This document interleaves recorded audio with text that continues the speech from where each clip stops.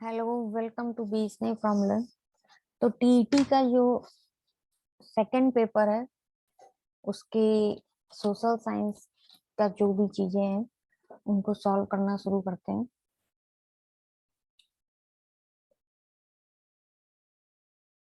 तो आते हैं अपने 91 क्वेश्चन पे। क्या कह रहा है 91 क्वेश्चन, देखते हैं। आई होप आप लोगों की तैयारियां बहुत अच्छी चल रही होंगी, सब लोग पढ़ाई कर रहे होंगे प्रॉपर टाइम से, क्योंकि बहुत कम समय बचा है। चलिए ज्यादा बातें न करते, क्वेश्चन पे आते हैं। 91 क्वेश्चन। सामाजिक अध्ययन के शिक्षण में सबसे महत्वपूर्ण सहायक साधन कौन सा है? व्याख्यान, कार्य निर्धारण, सर्वदर्श या वाद विवाद? इनमें से कौन सा सामाजिक अध्ययन के शिक्षण में इम्पोर्टेंट है?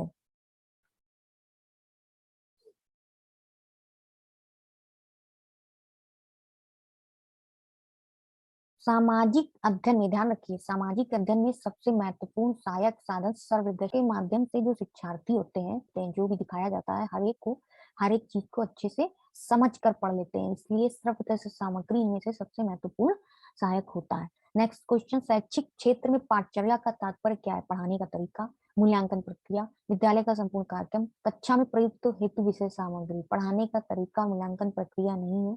थर्ड एंड फोर्थ ऑप्शन में बताइए क्या है? विद्यालय का संपूर्ण कार्यक्रम, जितनी भी गतिविधियां विद्यालय में होंगी वो सारी पाठचर्या के अंतर्गत आएंगी। 93 क्वेश्चन, सामाजिक विषय में TLM, टीचिंग लर्निंग मटेरियल, प्रयुक्त नहीं होता है। इनमें से कौन सा नहीं प्रयुक्त होता है? चुंबकीय कंपास, ग्लोब, मानचित्र या नेपियर पट्टी? कौन सा यूज नहीं होता है? इनमें से कौन सा TLM में यूज नहीं होता है? नेपियर पट्टी इनमें से यूज नहीं होती है। निम्न में से किस जलवायु प्रदेश में एस्किमो पाए जाते हैं? भूमध्य सागरीय प्रदेश, भूमध्य रेखीय प्रदेश, पश्चिम यूरोपीय प्रदेश, टुंड्रा प्रदेश। एस्किमो टुंड्रा प्रदेश में पाए जाते हैं। एस्किमो जो है वो ठंडी जगह पर होते हैं, और इनमें से जो टुंड्रा प्रदेश है वो ठंडी जगह वाला प्रदेश है।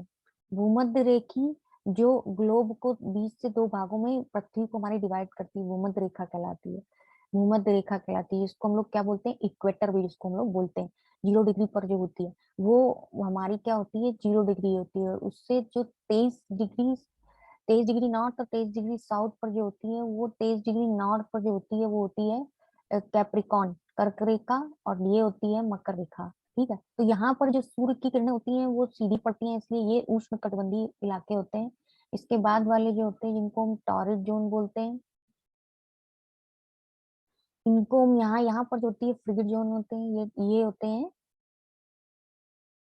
इस तरीके से जो है, जो टुंड्रा प्रदेश होते हैं वो ठंडी जगहों के होते हैं जिन पर यहाँ पर सूर्य की किरणें कम जा पाती हैं, इसलिए टुंड्रा प्रदेश में एक्समो पाए जाते हैं। निम्नलिखित में से किसने विश्व के प्राकृतिक प्रदेशों की योजना को सर्वप्रथम प्रतिपादित किया? 95 क्वेश्चन। किसने विश्व के प्राकृतिक प्रदेशों को, जो नेचुरल ऑलरेडी प्रदेश बने हुए थे, इसकी योजना को सर्वप्रथम किसने प्रतिपादित किया?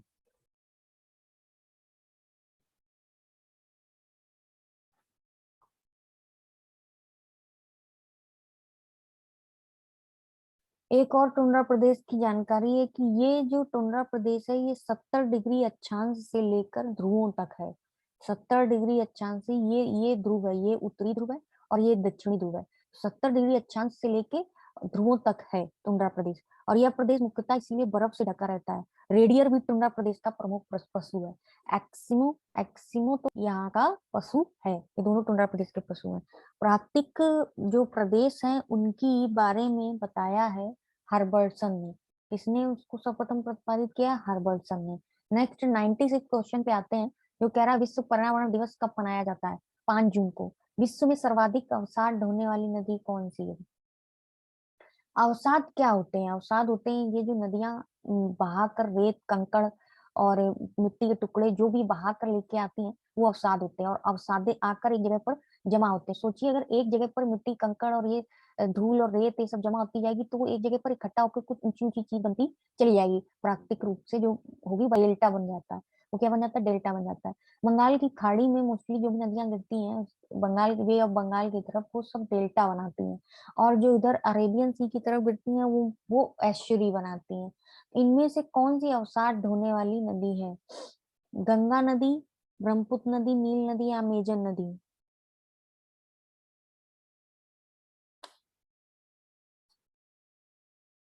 ब्रह्मपुत्र नदी अवसाद ढोने वाली नदी है। निम्नलिखित में से कौन सा शांत ज्वालामुखी का उदाहरण है? Kilimanjaro, Krakatoa, Stromboli, Vesuvius? कौन सा शांत ज्वालामुखी का उदाहरण है?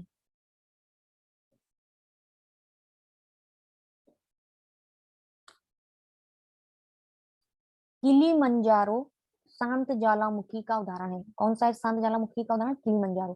किलिमंजारो तंजानिया में।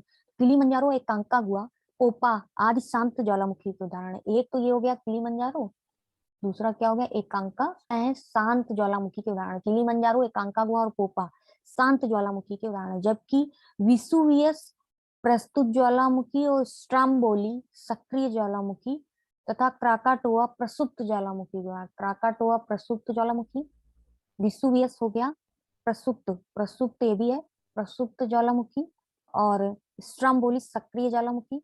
शांत ज्वालामुखी वे ज्वालामुखी होते हैं जिनमें बहुत पुराने काल से कोई उद्गार कोई हुआ ही नहीं है ज्वालामुखी में, मतलब लावा उसमें बना ही नहीं है, तो वो ज्वालामुखी बहुत किलिमंजारो शांत ज्वालामुखी में आते हैं। तो किलिमंजारो, एकांकागुआ और पोपा किलिमंजारो तंजानिया में है। ये तीनों क्या है? शांत ज्वालामुखी के उदाहरण। मूल्यांकन संबंधित है छात्रों के कौशल विकास से, उपलब्धियों से, रुचि से, गुणों से। छात्रों की उपलब्धियों से। Next question 100। कक्षा शिक्षण होना चाहिए सघन, परस्पर संवाद, एक तरफा या सरल? कक्षा शिक्षण कैसा होना चाहिए? नेक्स्ट क्वेश्चन, कक्षा शिक्षण परस्पर संवाद होने पर आधारित होना चाहिए। इसमें किसी भी विषय में छात्रों का संपूर्ण विकास, किसी भी विषय में छात्रों का संपूर्ण विकास होता है। ऑपरेशन फ्लड किससे संबंधित है? बाढ़ नियंत्रण, सिंचाई विकास, दुग्ध उत्पादन से, मृदा संरक्षण से? ऑपरेशन फ्लड संबंधित है दुग्ध उत्पादन से संबंधित है। इसके जो सूत्राधार थे वो कौन थे? वर्गीज कुरियन। दुग्ध उत्पादन के जो सूत्राधार थे वो कौन थे? वर्गीज कुरियन। दुग्ध जो ऑपरेशन फ्लड है इसके जो संबंधित है दुग्ध उत्पादन से, इसके सूत्राधार थे वर्गीज कुरियन। नेक्स्ट आता है 102। पृथ्वी की आंतरिक संरचना में क्रोड, जिसको इंग्लिश में बोलते हैं कोर, का निर्माण निम्न में से किन तत्वों द्वारा हुआ है? हमको बताना है कि पृथ्वी में आंतरिक संरचना जो होती है कोर जिसको बोलते हैं, इसका निर्माण किन तत्वों से हुआ है?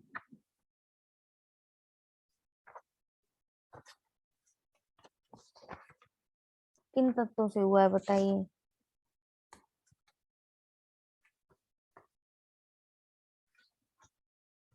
सब ने पढ़ा होगा कि पृथ्वी का निर्माण किन तत्वों से हुआ है।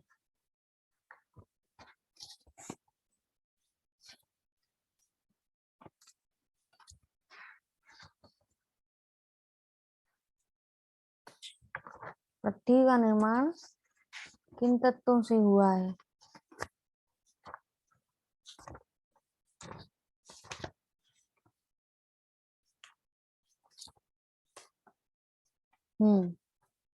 पृथ्वी का निर्माण किन तत्वों से हुआ है बताइए?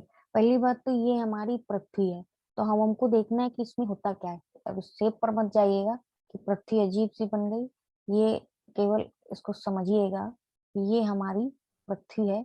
जस्ट सपोज दैट ये हमारी पृथ्वी है, ये इसका एक भाग ये दिखाया जा रहा है, ये भाग दिखाया जा रहा है कि कैसा क्या क्या होता है। तो इसमें क्या होते हैं, एक भाग ये हो गया, एक भाग ये हो गया, एक भाग ये हो गया। अब क्या बोलते हैं, ये जो सबसे ऊपर भाग पृथ्वी की सतह की सबसे ऊपरी परत जो होती है वो पपर्टी कहलाती है। क्या कहलाती है? पपर्टी। पृथ्वी की सबसे जो ऊपरी परत होती है वो क्या कहलाती है? पपर्टी कहलाती है। सबसे ऊपरी परत पपर्टी कहलाती है, ठीक है, जो कि सबसे पतली परत भी होती है। पपर्टी क्या होती है? सबसे पतली परत होती है, ठीक है। नेक्स्ट आता है पपर्टी को हम लोग इंग्लिश में क्या कहते हैं? पपर्टी। सबसे पहली परत जो होती है जो कि सबसे पतली होती है वो होती है पपर्टी, जिसको हम लोग इंग्लिश में कहते हैं क्रस्ट। इसको हम लोग इंग्लिश में क्या कहते हैं? क्रस्ट बोलते हैं। ये दो तरह से महाद्वीपीय संगत से 35 किलोमीटर और महासागरीय से 5 किलोमीटर तक की दूरी पर होती है। महाद्वीपी संगत से 35 किलोमीटर और महासागरीय से 5 किलोमीटर तक है। महाद्वीपीय संगति मुख्य रूप से किससे बने होते हैं? सिलिका एवं एल्युमिना खनिजों से, इसलिए इसे सीएल भी कहते हैं। अब देखिए तीन नाम हो गए, प्रॉपर्टी, क्रस्ट और सीएल, तीन नाम हो गए।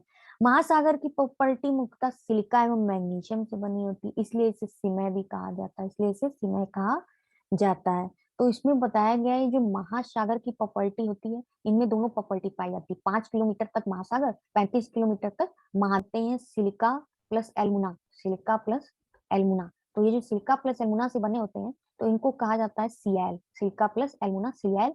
और ये बने होते हैं महासागर silica plus magnesium, silica plus magnesium. तो ये जो हो गए सिलिका प्लस मैग्नीशियम, ये हो गए सीमेंट, ये क्या हो गए? ये हो गए सीमेंट, ये हो गए सीमेंट। तो महासागर का सीमेंट और महाद्वीप का सीएल, सिलिका प्लस एल्युमिनियम और सिलिका प्लस मैग्नीशियम, तो इसको सीमेंट और सीएल दोनों कहा जाता है।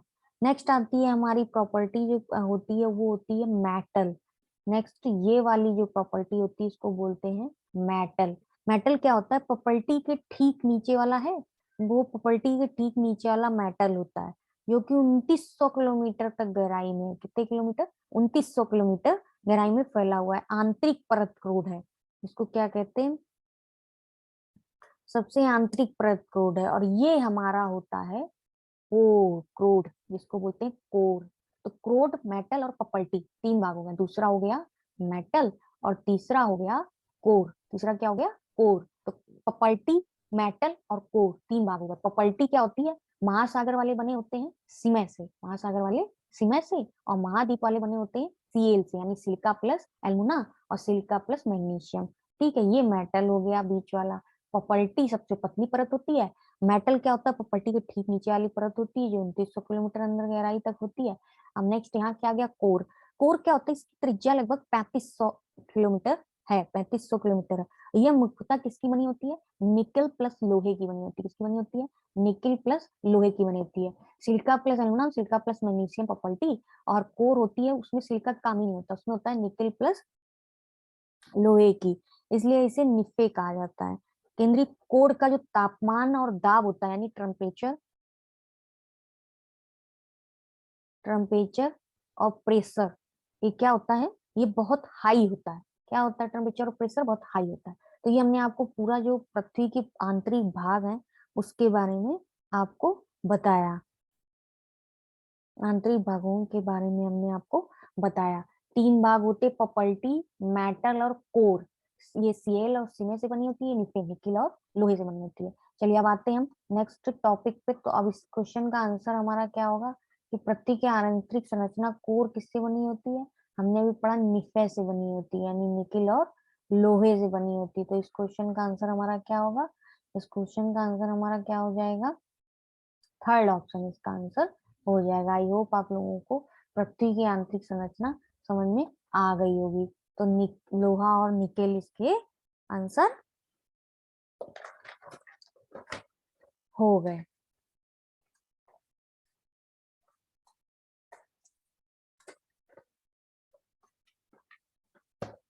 चलिए अब हम लोग आगे बढ़ते हैं।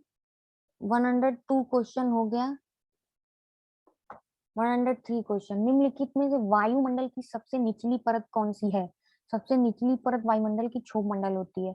क्षोभ मंडल हो गई, क्षोभ मंडल के ऊपर हो गई समताप मंडल, समताप मंडल के ऊपर हो गई मध्य मंडल, जिसको, और फिर वायुमंडल, मतलब ये 5 तरीके की परतें होती हैं। ठीक है, तो ये क्षोभ मंडल सबसे निचली परत होती है। ये इसकी ऊंचाई सतह से लगभग 15 किलोमीटर तक होती है। ये ध्रुवों पर 8 किलोमीटर ऊंचाई तक है। समस्त मौसमी परिवर्तन जितने भी होते हैं वो सारे इसी मंडल में होते हैं। इसकी स्पेशलिटी क्या है? जितने मौसमी संबंधी परिवर्तन होते हैं वो सारे इसी क्षोभ मंडल में होते हैं। नेक्स्ट 104 क्वेश्चन, लॉर्ड मैकॉले किससे संबंधित थे? लॉर्ड मैकॉले किससे संबंधित थे? सेना के सुधार से, सती प्रथा की समाप्ति से, अंग्रेजी शिक्षा से, या स्थायी बंदोबस्त से? लॉर्ड मैकाले किससे संबंधित थे? अंग्रेजी शिक्षा से लॉर्ड मैकाले संबंधित थे।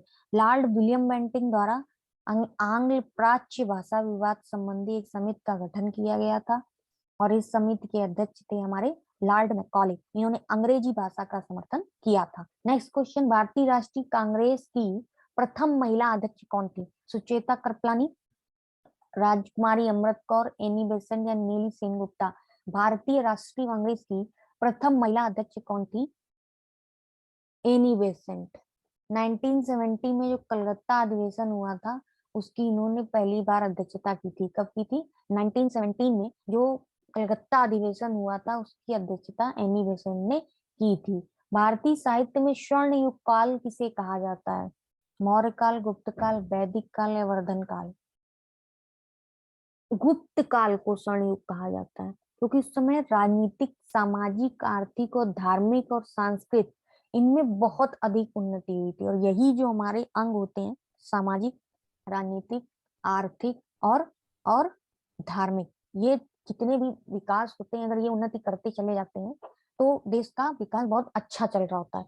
यही इन्हीं पर ही डिपेंड करता है देश का विकास। तो ये गुप्त काल में ये सारे विकास हुए थे। नेक्स्ट क्वेश्चन है, दिल्ली के लाल किले में मोती मस्जिद का निर्माण किसने किया था? दिल्ली के लाल किले में मोती मस्जिद का निर्माण औरंगजेब ने करवाया था। किसने करवाया था? औरंगजेब ने करवाया था। जबकि दिल्ली का लाल किला तथा जामा मस्जिद शाहजहां ने बनवाया था। ठीक है, दिल्ली में लाल किला बना है और जामा मस्जिद बना है। इन दोनों का निर्माण शाहजहां ने करवाया था। लाल किला और जामा, उसका निर्माण किसने कराया था? औरंगजेब ने। आई होप आपको ये बात समझ में आ रही होगी। क्वेश्चंस के पढ़ने के कई तरीके हैं। अब आपको समझना है कि उसको किस तरीके से पढ़ना है। आपको समझना है कि आपको प्रॉपर ऐसे प्लान करके पढ़ना है, प्रॉपर एक क्वेश्चन पेपर लगाने हैं। किसी भी चीज की कंपटीशन की तैयारी करने के लिए प्रैक्टिस पेपर जरूर सॉल्व करने पड़ते हैं, इसलिए उनको बहुत जरूरी होता है लगाना। नेक्स्ट आता है 108 क्वेश्चन, सिकंदर लोधी ने किस नगर की स्थापना की थी? इलाहाबाद, कानपुर, सिकंदराबाद, आगरा? आगरा शहर की स्थापना सिकंदर लोधी ने की थी 1506 ईस्वी में की थी। नेक्स्ट क्वेश्चन, पृथ्वी और चंद्रमा के मध्य की दूरी लगभग कितनी है? 109 क्वेश्चन, पृथ्वी और चंद्रमा के लगभग मध्य दूरी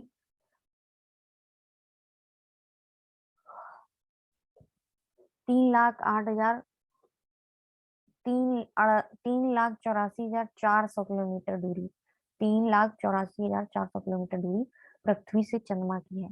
इनमें में से कौन सी नदी एक विभ्रंश घाटी से होकर बहती है? नर्मदा नदी जो है वो एक विभ्रंश घाटी से होकर बहती है क्योंकि ये एस्चुरी बनाती है। ये क्या बनाती है? एस्चुरी। ये डेल्टा नहीं बनाती है। रामकृष्ण मिशन की स्थापना किसने की थी?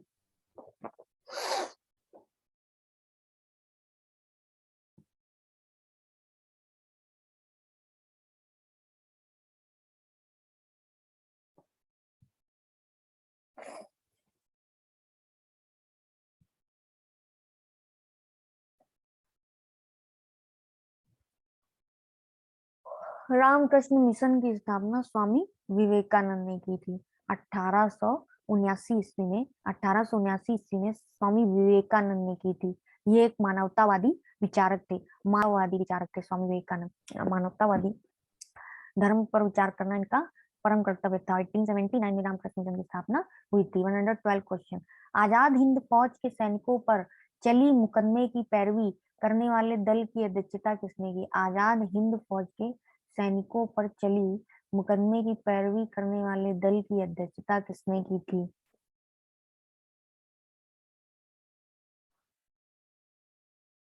आजाद हिंद फौज के सैनिकों पर लाल किले में मुकदमा चलाया था 1945 ईस्वी में चलाया गया। और इस मुकदमे में जवाहरलाल नेहरू, टीपी सप्रू, काटजू जैसे वकील शामिल थे। वकीलों के इस पैनल की अध्यक्षता भूला भाई देसाई ने की थी। तो आजाद हिंद फौज के जो सैनिकों पर चली मुकदमे की पैरवी थी उसकी अध्यक्षता भूलाभाई देसाई ने की थी, है ना। उसकी अध्यक्षता किसने की थी?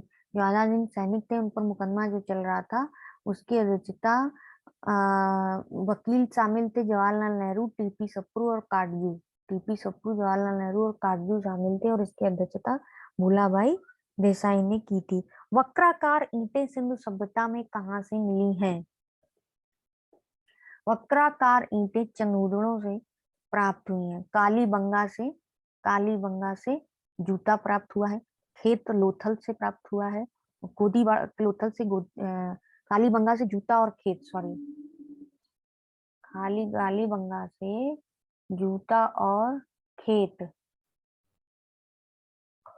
लोथल से गोदीवाड़ा, हड़प्पा से अन्नागार, हड़प्पा से क्या है, अन्नागार के साथ प्राप्त हुए। नेक्स्ट आ जाते हैं 114 क्वेश्चन में। अरे भाई यहाँ तो बहुत सारा लिख गया है, कैसे दिखेगा आपको। चलिए भाई क्लियर कर देते हैं। पढ़ाइयाँ आपकी अच्छी चल रही होंगी। मैंने सोचा आज सेकंड पेपर करा देते हैं आप लोगों को, जिससे ये भी तो पता चले जूनियर वाला पेपर क्या होगा कि नहीं होगा। नेक्स्ट आते हैं हम लोग क्वेश्चन पे। वर्ष 1959 में पंचायती राज को किन राज्यों ने सर्वप्रथम नगर बनाया? राजस्थान, आंध्र प्रदेश, राजस्थान गुजरात, राजस्थान बिहार, तमिलनाडु और केरल। 1959 में भारत में पंचायती राज की शुरुआत राजस्थान और आंध्र प्रदेश से की गई थी। 73वें संविधान संशोधन द्वारा इसकी मान्यता हुई थी पंचायती राज की। नेक्स्ट 115, कौन निर्णय करता है कि कोई विधेयक धन विधेयक है या नहीं? लोकसभा अध्यक्ष, राष्ट्रपति, प्रधानमंत्री, संसदीय समिति। लोकसभा अध्यक्ष निर्णय करता है कि कोई विधेयक धन विधेयक है या नहीं। 116, सभी भारतीयों को मतदान का अधिकार प्राप्त होना चाहिए, वह उनका सामाजिक आर्थिक स्तर कुछ भी हो। यह विचार किसका है? सभी भारतीयों को मतदान का अधिकार प्राप्त होना चाहिए, चाहे उनका सामाजिक स्तर आर्थिक स्तर कुछ भी हो। यह विचार किसका है?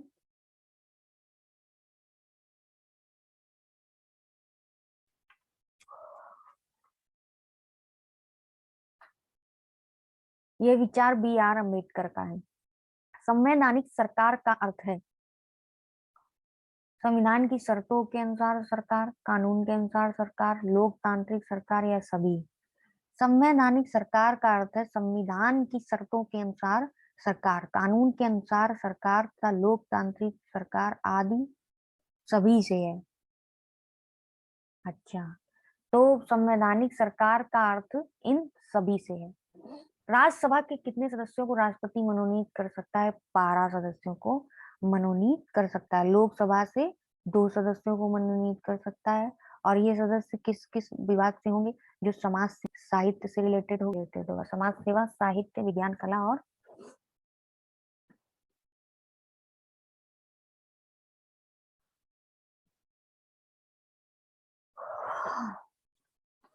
नेक्स्ट आते हैं 119 क्वेश्चन में। निम्नलिखित में से किसने शिक्षा के एक महान विक्रमशिला महापरिवार का निर्माण करवाया था? किसने निर्माण करवाया था बताइए? धर्मपाल ने निर्माण कराया था। कालीबंगा किस राज्य में है? गुजरात, राजस्थान, पंजाब, हरियाणा। कालीबंगा राजस्थान राज्य में स्थित है।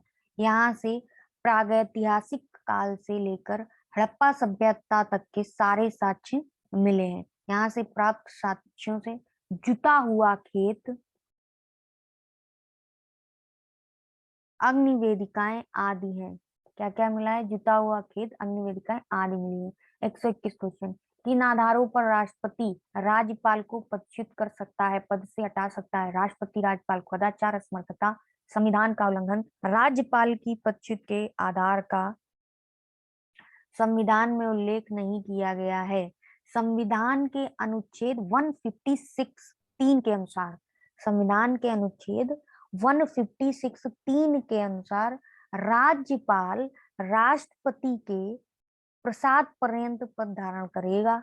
अर्थात राष्ट्रपति द्वारा 5 वर्ष से पहले भी 5 वर्ष से पहले भी पदच्युत किया जा सकता है, परंतु इसका आधार क्या होगा? इस विषय में संविधान मौन है।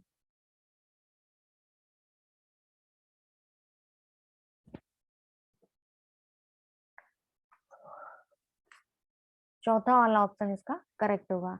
राज्य विधानसभा की अधिकतम सदस्य संख्या क्या है? राज्य विधानसभा की अधिकतम संख्या क्या है? 122 क्वेश्चन, 500 अधिकतम संख्या है। नेक्स्ट आ जाते हैं 123। Doctor B.R. अम्बेडकर ने निम्न में से कौन से अधिकारों को संविधान का हृदय और आत्मा कहा है? संवैधानिक उपचारों के अधिकार को संविधान की हृदय और आत्मा कहा है। किस आर्टिकल में इसका वर्णन किया गया है? कमेंट बॉक्स में बताइएगा। सोनालिका किस फसल की प्रजाति है? मक्का, गेहूं, जौ और धान। किस फसल की प्रजाति है सोनालिका?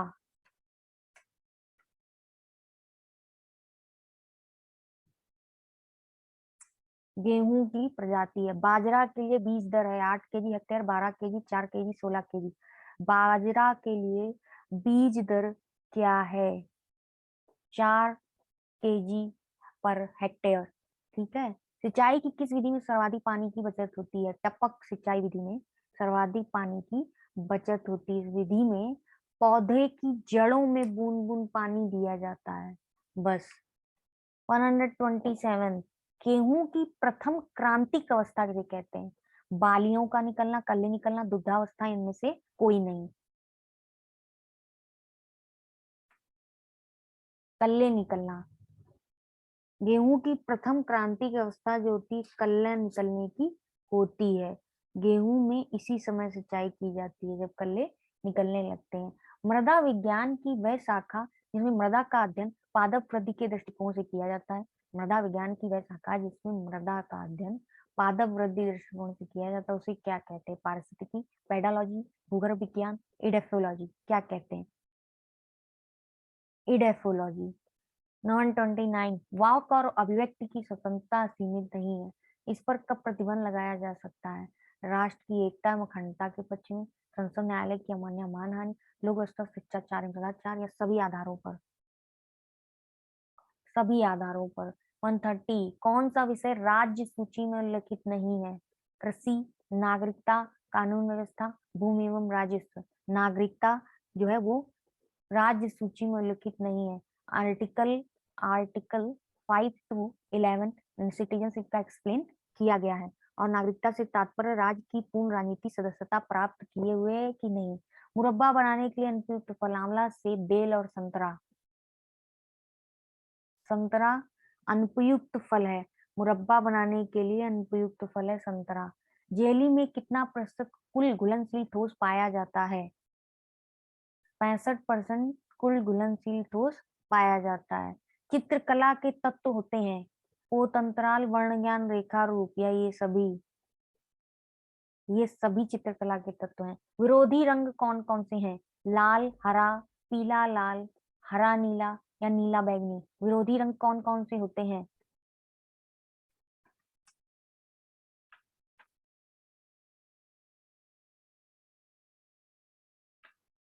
लाल और हरा। RGB रेड, ग्रीन और ब्लू, ये सभी टीवी या किसी सिस्टम घर में पड़ा होता है, विरोधी रंग होते हैं। नेक्स्ट आता है हमारा 135 क्वेश्चन। आधुनिक भारतीय कला का पितामह कौन था? आधुनिक भारतीय कला का पितामह अविंद्रनाथ टैगोर के बेटे थे। आधुनिक भारतीय कला का पितामह अवनींद्रनाथ टैगोर थे। 20वीं शताब्दी में के आरंभ में अवनींद्रनाथ की अध्यक्षता में चित्रकला के क्षेत्र में एक नई क्रांति आई जिसे नव्य कला आंदोलन भी कहते हैं। तो नव्य कला या आधुनिक भारतीय कला, आधुनिक भारतीय कला कालाक्रम के अनुसार सही क्रम में चुने। कौन सी शैली? मुगल शैली, पहाड़ी शैली, कंपनी शैली, बंगाल शैली। यही कालानुक्रम सही है। 137 निम्न में कौन सा ग्रंथ सारंग देव द्वारा रचित है? संगीत रत्नाकर, गीत गोविंद, राग मंजरी, संगीत मकरंद। संगीत रत्नाकर। आमद शब्द संबंधित है तबला, सितार, गायन और नृत्य।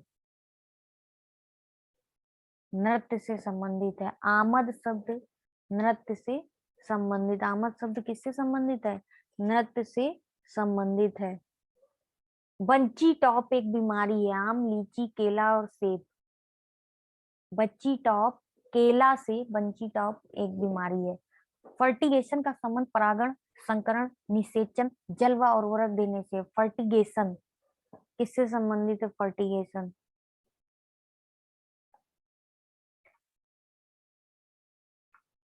जल व उर्वरक देने से फर्टिगेशन संबंध है। जल एवं उर्वरक देने से फर्टिगेशन का संबंध है। भोजन में सबसे अधिक कैलोरी किसमें होती है? वसा, प्रोटीन, कार्बोहाइड्रेट, खनिज लवण। और वसा में सबसे अधिक कैलोरी होती है, वसा में, फैट में। मांसपेशियां किस कार्य में सहायक होती हैं? सुडौल आकर्षक बनाने में, गतिशीलता, रक्त परिसंचरण में। मांसपेशियां किसमें सहायक होती हैं? गतिशीलता में। शरीर की मूवमेंट को बढ़ाने में मांसपेशियां जो है सहायक होती हैं। मांसपेशियां शरीर को गतिशीलता प्रदान करती हैं और संपूर्ण शरीर में 500 से अधिक पेशियां होती हैं। पेशियां जो है वो उपकरण का सक्रिय भाग है। चलिए नेक्स्ट क्वेश्चन, मनुष्य को व्यायाम कब कब करना चाहिए? भोजन के पश्चात, प्रातः काल, खाली पेट, रात्रि में, जब भी समय मिले। प्रातः काल खाली पेट करना चाहिए। मनुष्य का मस्तिष्क काल में, पक्षी गुहा में या मुगुहा में, कपाल में। फुटबॉल का पहला अंतरराष्ट्रीय मैच कब हुआ था? 1872, 73, 76, 77। फुटबॉल का पहला अंतरराष्ट्रीय मैच कब हुआ था? 1872। सैयद मोदी को किस खेल के लिए भारतीय राष्ट्रीय पदक मिला था? बैडमिंटन के लिए। ओलंपिक ध्वज में कितने चक्र होते हैं? 5। ठीक है, नेक्स्ट आते हैं 148 क्वेश्चन। कबड्डी में कितने खिलाड़ी होते हैं? 8, 7, 9, 12। 7 खिलाड़ी। राग पीलू किस वर्ग में आता है? शुद्ध, संकीर्ण, दोनों या किसी में नहीं? राग पीलू संकीर्ण में। किसका उपनाम गलत है? बताइए, किसका उपनाम गलत है? इनायत हुसैन, प्राण प्रिया। ये इस तरीके से सोशल साइंस का आज एक पूरा हमने प्रीवियस पेपर सॉल्व किया 150 क्वेश्चन का। इसको आप सभी लोग पढ़ लीजिएगा। कोई भी क्वेश्चन बैक होकर जरूरी है, जिसको हमने आपको पूरा पढ़ा दिया, अच्छे से सॉल्व करा दिया है, पूरा रंगा हुआ है। देखिए सीडीपी भी करा दिया। अच्छे से इस चैनल को देखिए, पढ़िए और चैनल को सब्सक्राइब करिए। एटलीस्ट चैनल का नाम मत भूलिए, बी स्नीप फ्रॉम लर्न। बी स्नीप फ्रॉम लर्न चैनल सब्सक्राइब कीजिए और लाइक कीजिए। Thank you so much for watching.